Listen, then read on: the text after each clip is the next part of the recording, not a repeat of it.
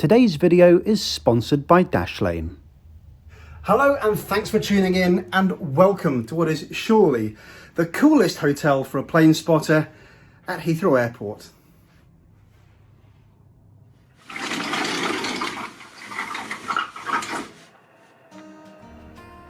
The Renaissance Hotel at Heathrow Airport makes the most of its great location. Positioned just beside the northerly runway, it used to offer plane spotting packages aimed at people who weren't actually flying, overnight parking, a club runway view room like mine, and access to the club lounge. There's plenty to see from here, even with the lower traffic levels the COVID pandemic has brought us. I had a lot of fun, even if this hotel isn't the newest or the fanciest, and you might want to check it out yourself.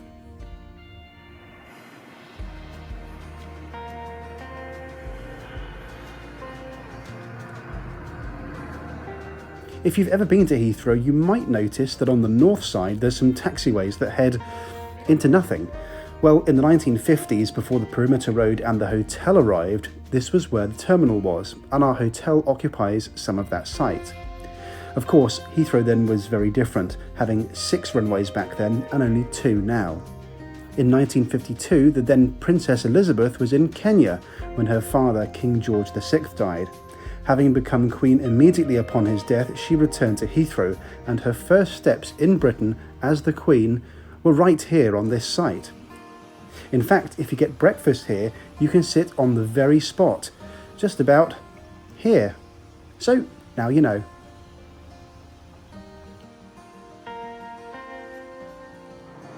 Anyway, this hotel is one of the oldest still standing at Heathrow and was built in 1973. It's certainly a building of its time.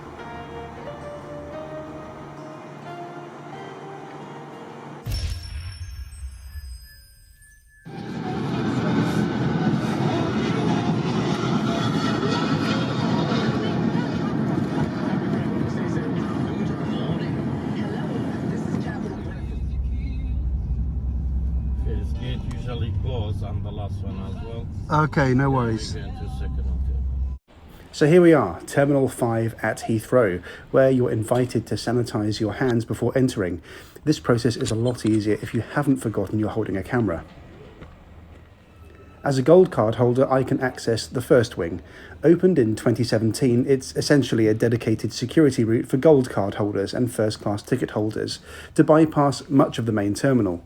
The short path through security eventually spits you directly into the first lounge, which is where I get to hang out because I really am a tremendously valuable customer. Anyway, these new times bring new ways of service. The bars and self-service areas like the buffet and coffee stations are roped off or unavailable. You'll notice the QR codes next to the seats. This is now a fully serviced lounge and staff will bring everything to your seat.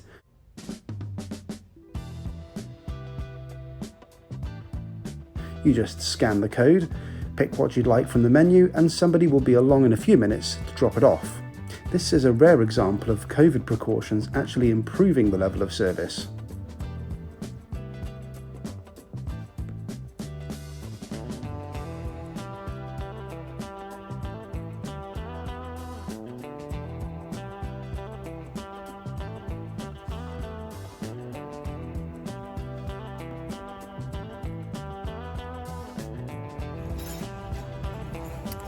One for the road.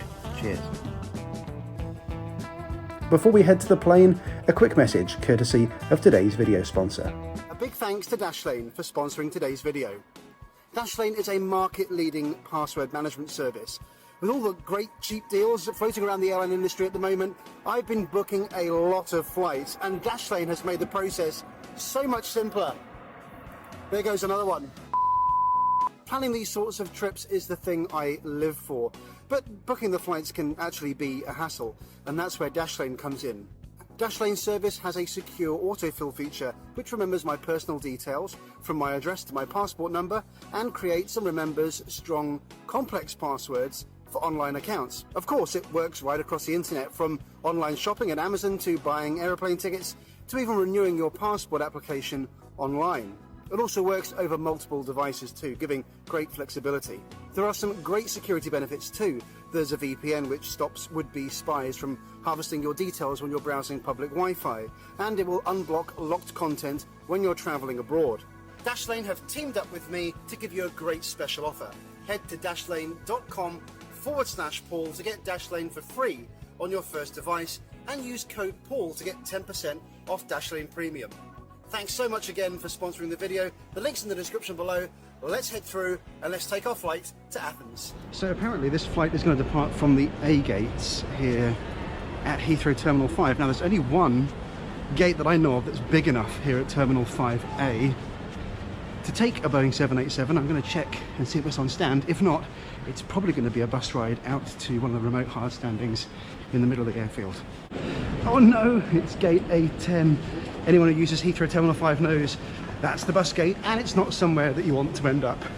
Gate A10 for me today, boarding a wide-body 787 over the tarmac. So we're going to be getting onto a bus, walking over the tarmac and up some stairs. Should be pretty interesting, but not ideal.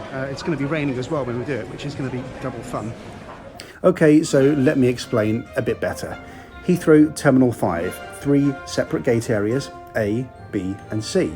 As this Google Maps image shows, almost all the big wide-body aircraft, like our 787, use the B and C gates. The narrow bodies mostly use the A gates.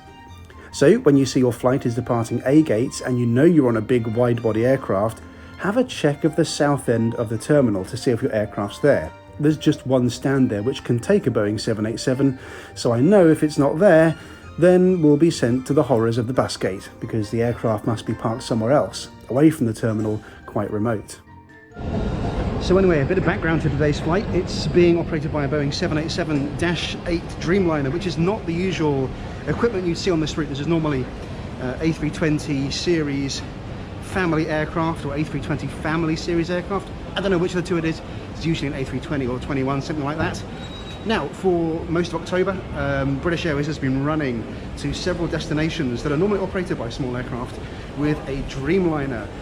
Off the top of my head, Athens, Larnaca, Zurich, Amsterdam, and those mostly corresponded to locations where Brits were allowed to travel more freely and where travel corridors were in place. Unfortunately, that's coming to an end at the end of October, and Europe is tightening in and closing a little, so I don't think they're going to be able to fill those planes, which is why they're not operating, I think, beyond October. But I've always got my ear to the ground and managed to get myself using some Avios on this flight to Athens, a lovely little joyride down to Greece on a Boeing 787 Dreamliner. Are you bored yet? Probably. Okay, let's get back to the video so you can watch the man ride a plane. Today's aircraft is the oldest 787 in BA's fleet, having been built and delivered in 2013. It's a 787-8, which is the original unstretched version of the Dreamliner. While BA's -9 and -10 aircraft have 4 classes of seat, including a first-class cabin, the -8 has 3 classes: economy, premium economy and business class.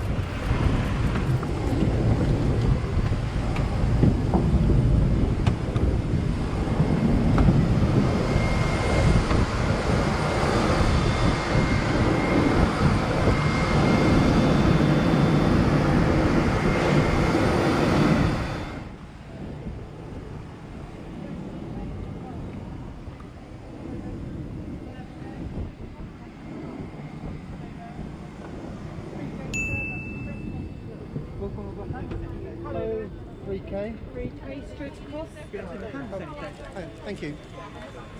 Hi there, welcome. Hiya. Flying the 787 on this route is a treat. It's built for long-haul routes and so has a proper Club World cabin, unlike the A320s that normally fly this route, which only have the regular convertible European business class cabin, basically economy with a blocked centre seat.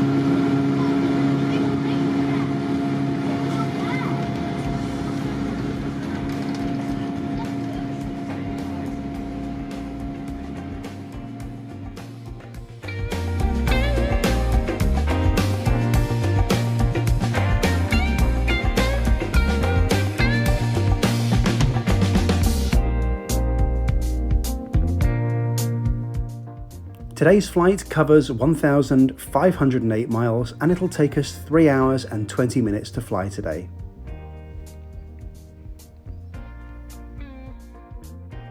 Onto the seat, which is a slightly refreshed version of BA's 2006 Club World seat with the in-flight entertainment screen swinging out from the centre divider. As you can see, this screen is rather prone to glare, so the dim switches on the Dreamliner do come in handy.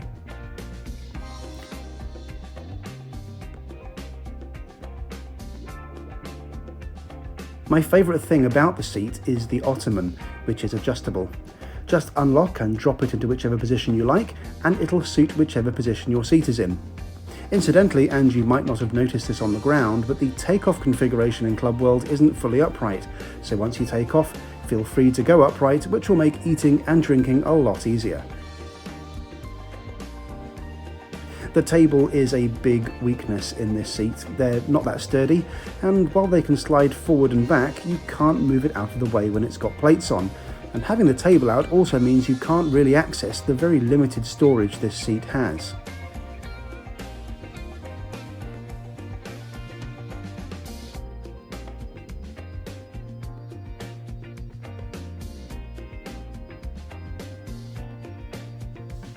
As for storage, there's just this small drawer which will just about fit a pair of shoes. However, there are power and USB ports, and there's a remote control if you don't want to use the touchscreen.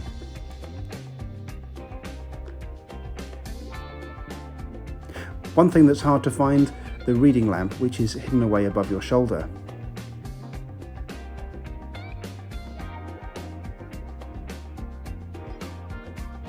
Apart from the strange yin-yang layout, meaning you face your seat neighbour, be aware that many Club World seats don't come with direct aisle access, as you need to step across your neighbour.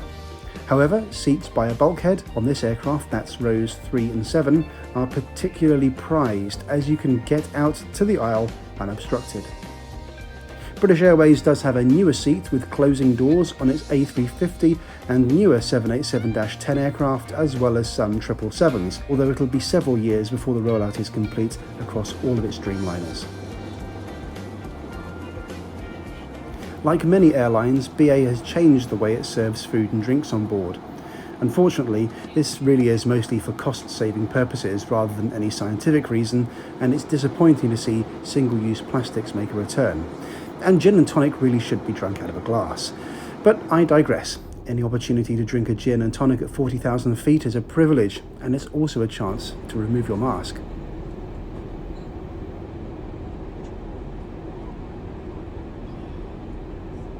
Okay, so here we are, the British Airways Club Europe snack box. So Athens is a route that you would normally expect to get a hot meal on. But unfortunately, due to the COVID, we are now down to a snack box with a sandwich, a little salad here, and one of these delicious chocolate dough and co desserts. I love these. These are pretty much unchanged from the original meal. These are fantastic. Getting a sandwich box on a 3-hour flight when much of the competition, and I'm looking at you Lufthansa Group, is serving the same food as it did before the pandemic is disappointing. The last time I went to Athens with BA, here's what the food looked like. A proper 3-course lunch with a printed menu too. The catering company is Dough & Co, who, despite the limitations imposed on them, still put together a nice sandwich box. The absolute highlight of the meal is the dessert. I recommend lifting off the rich chocolate button first before inhaling the rest.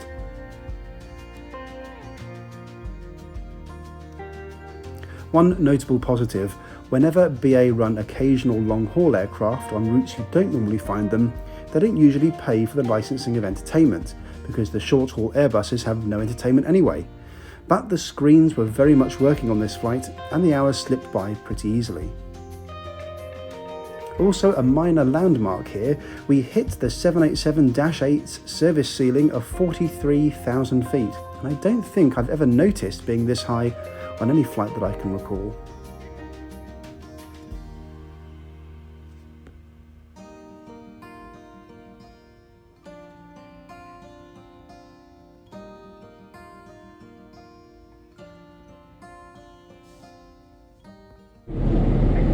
Thank you.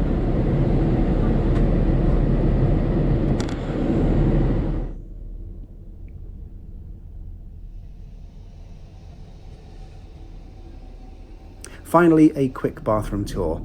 Note the empty flower holder and also the nice mixer tap, something I quite like about 787 bathrooms.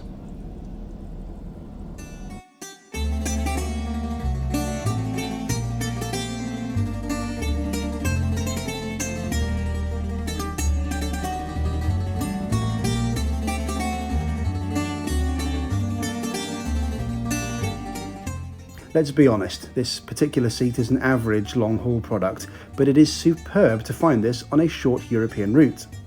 The cost of this trip was 17,600 Avios, plus £25. Not bad for 3 hours on a proper long-haul aircraft in business class, and also not a bad price to make this video, which of course I hope you enjoyed. Thanks to Dashlane for sponsoring me.